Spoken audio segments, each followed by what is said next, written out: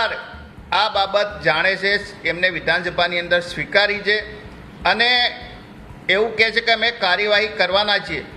તો 3 વર્ષથી આ કાર્યવાહી કેમ થતી નથી? તબેલાની અંદર યુનિવર્સિટીને મંજૂરી આપવામાં આવે, જ્યારે મંજૂરી આપવામાં આવી ત્યારે પણ કોઈ ચકાસણી કરવામાં આવી નથી.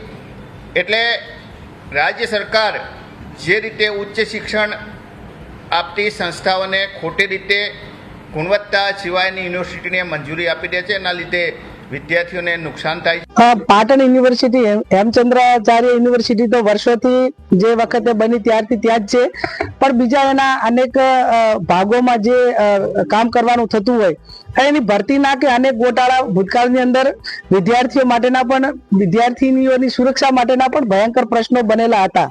આ બાબતમાં કોંગ્રેસના ધારાસભ્ય ત્યાંના કિરીટભાઈ પટેલ અને કોંગ્રેસ પાર્ટી લડી રહી છે. જે હશે એ લોકોની સમક્ષ મૂકવા માટેની પણ વાત થઈ છે અને વિધાનસભાના ફ્લોરની અંદર પણ વાત કરી અને જ્યાં મદદ કરવાની થતી હોય ત્યાં લોકોના હિતમાં, વિદ્યાર્થીઓના હિતમાં કોંગ્રેસ મદદ કરશે.